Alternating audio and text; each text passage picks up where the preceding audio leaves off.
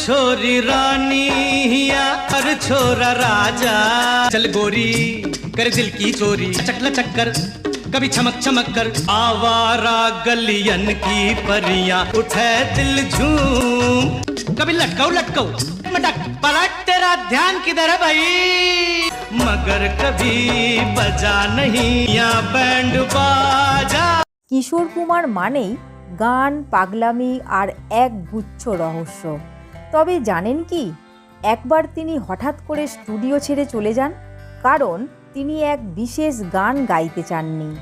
আর যখন রাজি হলেন তখন এমন এক শর্ত দিলেন যা শুনে সবাই চমকে গেলেন।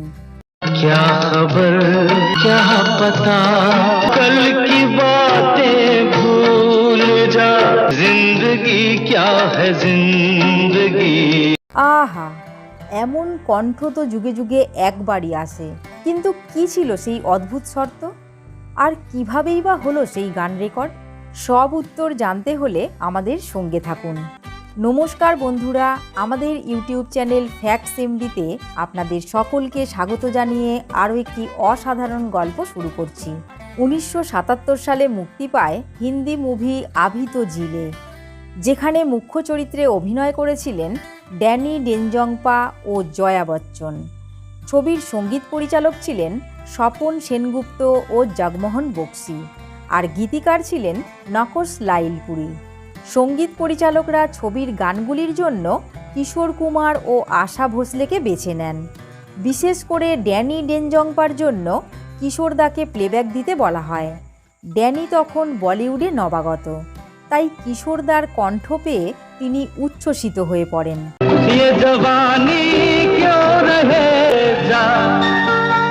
मुझे भूल जाने दे, मुझे ना याद आ। কিশোরদা একদিন ড্যানিজিকে নিজের বাড়িতে ডাকলেন এবং কিছুক্ষণ গল্পও করলেন। এরপর হঠাৎ করেই কিশোরদা বললেন, তোমার মাতৃভাষায় একটি গান গাও তো। ড্যানিজি প্রথমে অবাক হলেও পরে নেপালি ভাষায় কিছু ট্রাইবাল ফোক গান গাইলেন, কিন্তু তিনি বুঝতে পারেননি যে কিশোরদা তখনই তার জন্য একটি ভয়েস প্যাটার্ন তৈরি করছিলেন। এরপর মুভির গান রেকর্ড শুরু হলো, কিন্তু ঠিক তখনই একটি বড় ঘটনা ঘটল। মুভির 4টি গান খুব ভালোভাবেই রেকর্ড হয়ে যায়, কিন্তু পঞ্চম গানটি ছিল একটি ভজন।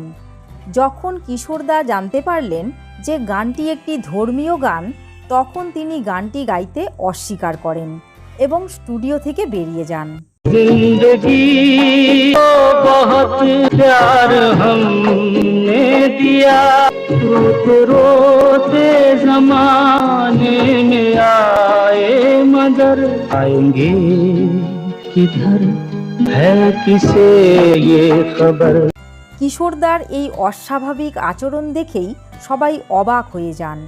তার এই আচরণকে অস্বাভাবিক বলার কারণ হলো কিশোরদা সাধারণত কোনো গান গাওয়ার ব্যাপারে না বলতেন না। এর কিছুদিন পর ড্যানিজি কিশোরদার বাড়িতে যান, তাকে গান গাওয়ার ব্যাপারে বোঝানোর চেষ্টাও করেন। অনেক অনুরোধের পর কিশোরদা রাজি হন, তবে একটি শর্তে। বন্ধুরা, কিশোরদার শর্তটি কী ছিল জানেন? কিশোরদা বলেছিলেন, আমি গানটির কোনো রিহার্সাল করব না, আমি শুধু স্টুডিওতে যাব, লিরিক্স পড়ব, মিউজিক শুনব আর একবারেই গানটি রেকর্ড করব। যদি প্রথম টেক সবার ভালো লাগে তবে গানটি থাকবে, নইলে আমি গানটি গাইব না। जब राम नाम ले ले हर काम हो जाए। সঙ্গীত পরিচালক স্বপন সেনগুপ্ত ও জগমোহন বক্সি আর ছবির পরিচালক রোশন তেনেজা বাধ্য হয়ে কিশোরদার শর্ত মেনে নেন।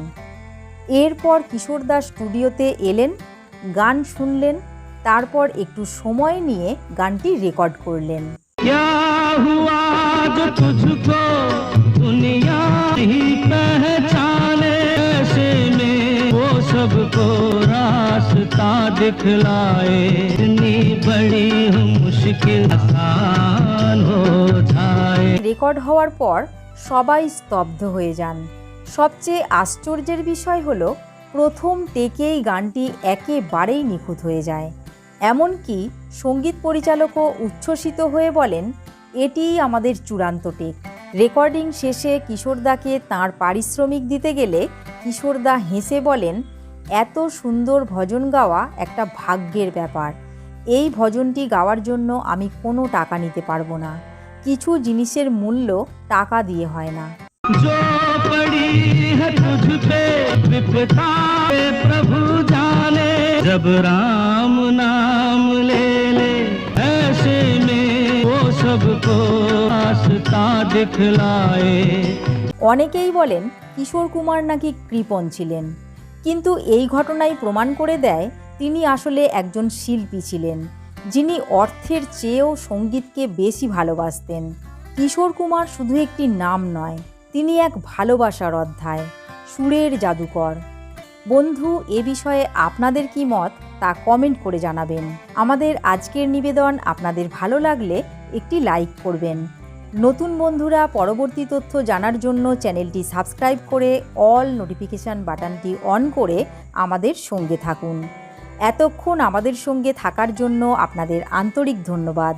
শীঘ্রই ফিরে আসছি পরবর্তী ভিডিও নিয়ে। ভালো থাকুন, সুস্থ থাকুন। जब राम नाम ले ले हर काम